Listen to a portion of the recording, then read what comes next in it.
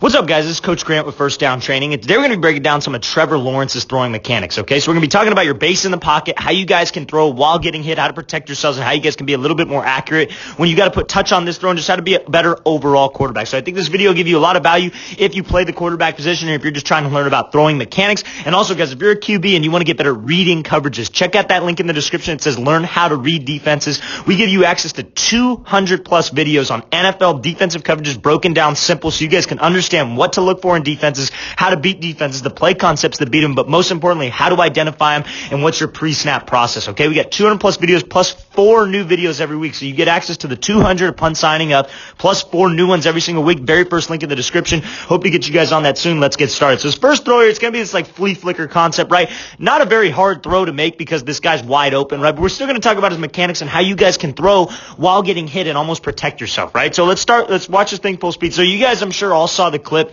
of Joe Burrow getting hit, right? You guys probably all saw him get hit. He extended on that front leg and the guy fell on him, snapped everything. Horrible injury, right? And you feel so bad for the guy. But right now we're going to be talking about a little bit how you can almost prevent that and why it's good mechanically to keep a strong front leg, right? So you see how when Trevor Lawrence gets this ball, guys unblocked coming, trying to take his head off. He's got to be able to make this throw. He doesn't really rotate as much, but he's got such great natural hip drive. He doesn't really need to bring that back foot through as much. So when he makes this throw, I want you to see how quick he's able to get his front foot down and his base in the pocket. Like, right, you see a lot of key similarities. This is why I'm such a big Trevor Lawrence guy. You see a lot of key similarities between some of the best QBs in the league, right? Some of the guys that have done it over and over and over again, right? And by no means do I consider myself like an NFL draft expert or anything like that. I'm just a football coach. I'm just trying to help out quarterbacks. But when you're trying to be that elite guy, because I know a lot of guys have that dream and aspirations of playing D1 ball, college ball, and you look at elite passers, they all have this base, right? They all have this strong base where they're sitting their butt down, glute dominant position.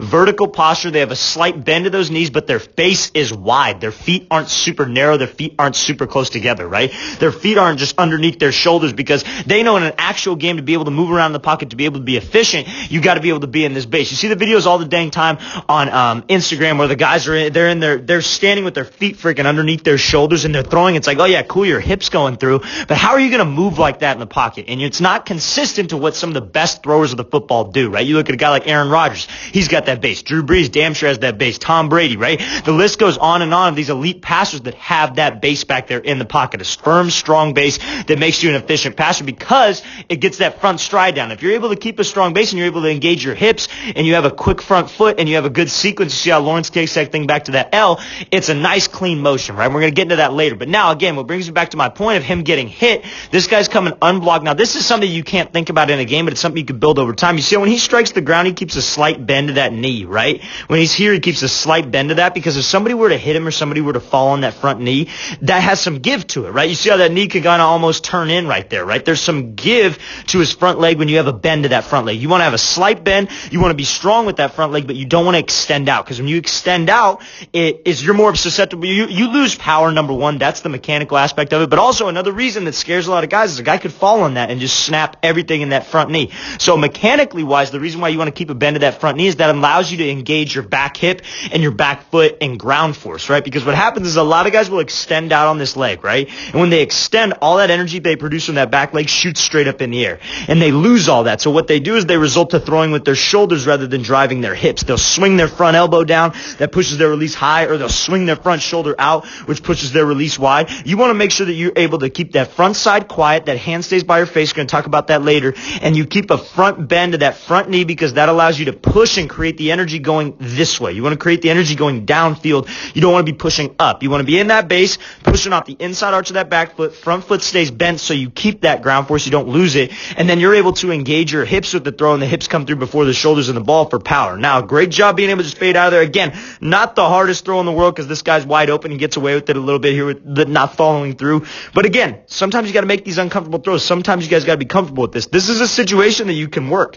If you got a partner or a coach or whoever, and they got like maybe one of those blocking bags, you guys are sitting in the pocket, have them hit you as you throw. Have them make you be in these uncomfortable situations because that's how you get better. If you can put yourself in as many uncomfortable situations as possible as a quarterback when you're working out, you're going to get better. There's a great clip, I believe, maybe a couple years back when Rosen was getting ready to go into the draft, right? And he was working out with Rodgers, and he asked him, what do you do? Like, how do you keep it challenging, right? And Rodgers was talking about how if he's throwing routes, he tries to bring his eyes there as late as possible, right? And you see how good that guy is in the pocket and how good he is at making those off-platform throws and his feet aren't set. It comes from what he does in the offseason. You can't prepare for every situation. Quarterback is such a random position. However, you can put yourself in as many uncomfortable situations as possible when you get to a certain point. If you're a youth guy, I don't recommend it. I recommend on building your mechanics first and building great habits, then getting this. But if you're a high school guy, maybe a later high school guy, like junior, senior in high school, you should be constantly working off-platform throws. When I work with my quarterbacks here, right, in California, we constantly, every single throw is uncomfortable. I'm not a big believer.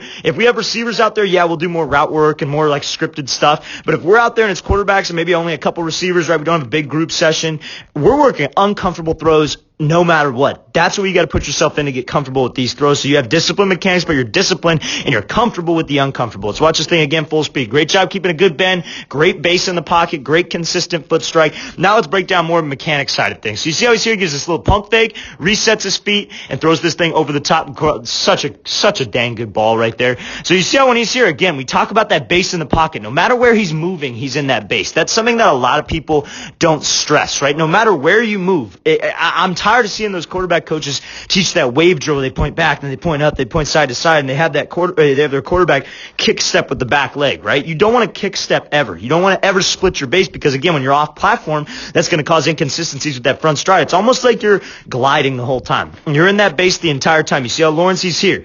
He takes this step, and he's just constantly moving in the base, constantly in his footwork, constantly in that base because you see how quick that front foot gets down.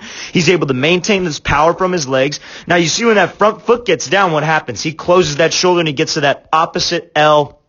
It doesn't have to be an opposite L if you play quarterback, but that opposite L angle. And when you get to that opposite L angle as that front foot's down, it allows your hips to rotate through. And you see how his hips are getting almost parallel to the target. Now, I had this question asked a lot, and you see how his back knee is coming through.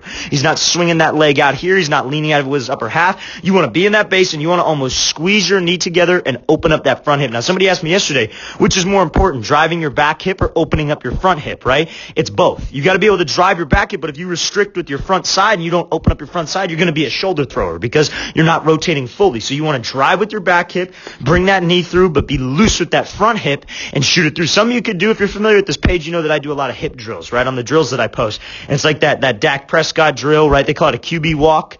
You could do that, but flip sides. So maybe rotate your left hip to get your front side a little bit more open if you're a righty, right? Work both sides with that drill so you have great hip rotation because when you can rotate through and get your hips parallel to the target and you have your shoulders parallel to the target because you keep your front hand. If you guys see in the thumbnail of this video, you see how great Trevor Lawrence is with that front hand. You're able to stay square, have a nice clean release point, and you're able to trust your hands. And wherever you trust your hands, that's where the ball's going to go because you see he's in a consistent position. He's not leaning out with his front side. Your body's split down a midline. So if Lawrence were to lean out with his front side, what would his arm do? His arm would fly. His arm would go outside his frame and he'd cut the ball. But if you guys can stay square with shoulders, let your hips do the rotation. I cannot stress that enough. So your front foot's got to get down as you keep your front side quiet. So we're not spreading my chest. You're not spreading your hands. You're not opening the 90 and lifting the 90 as your front foot comes down because then your shoulders end up coming through before your hips. It's just the way it works, right? You want your front foot down as your front shoulder stays quiet or closed, as some people say. Front hip opens up. That brings that ball through, but also it's like this position. You get to here, they call this position a zero, where your hip is through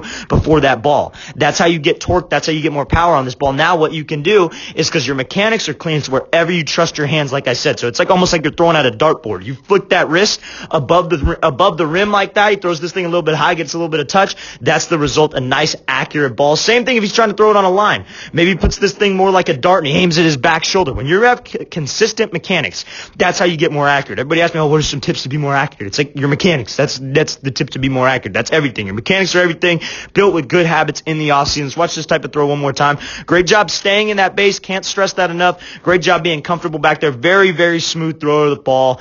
Really excited to see how he does in the NFL. All right, guys, I really want to thank you for watching. I really appreciate it. If you guys have any questions at all, please leave those in the comments. I'll get back to you as soon as possible. And also, guys, again, want to get better reading coverages. Want to see 200 plus videos, plus 4 new videos every week. By this time next year, it should be 500, 600 videos, right? That's what we're trying to get to. We're trying to really make more content, push out more content, hopefully upping the video count every single week to make sure that you guys have the most content on reading defenses. If you've got to get better at that, check out that link in the description. I'll see you guys next time.